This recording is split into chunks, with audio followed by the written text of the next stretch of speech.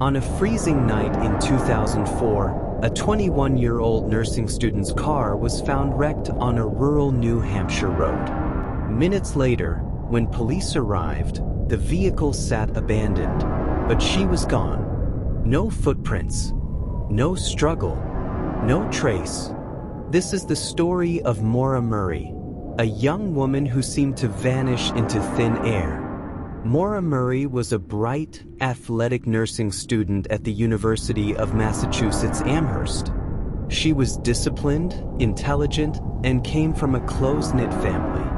On the surface, she seemed to have her whole life ahead of her. But in the days leading up to her disappearance, Maura's life was unraveling in ways few could have predicted. On February 5th, while working her campus security shift, Maura broke down in tears.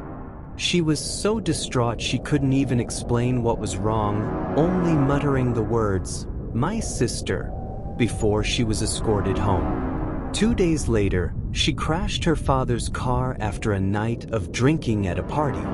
She wasn't seriously injured, but her father was angry, and the accident weighed heavily on her. By February 9th, Maura sent emails to her professors, claiming there had been a death in the family. But there hadn't. She neatly packed up some of her belongings in her dorm room, removed photos from the walls, and left a note for her boyfriend that many later described as strange and uncertain. It was as if she was closing one chapter of her life and preparing for another. That same day, Maura withdrew nearly $300 from her bank account and stopped at a liquor store to buy alcohol, including a box of wine. By late evening, she was driving north through the White Mountains of New Hampshire. Her exact destination remains a mystery.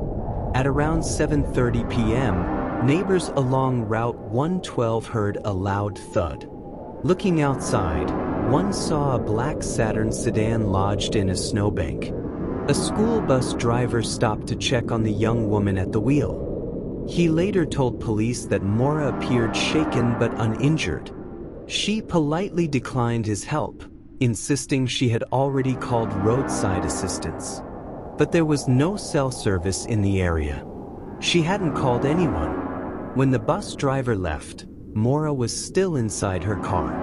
By the time police arrived minutes later, she was gone. Inside the car, investigators found Maura's belongings: clothes, makeup, textbooks, and the alcohol she had purchased earlier. The airbags were deployed, the windshield cracked. But outside the car, nothing. No footprints in the snow leading away. No drag marks. No signs of a struggle. It was as if Maura had simply vanished. Was Maura Murray running from her life that night, desperate to escape the pressures closing in around her? Or did she encounter something, or someone, far more sinister on Route 112? In the next episode, we'll examine the theories, the strange clues left behind, and the secrets Maura carried that may hold the key to her disappearance.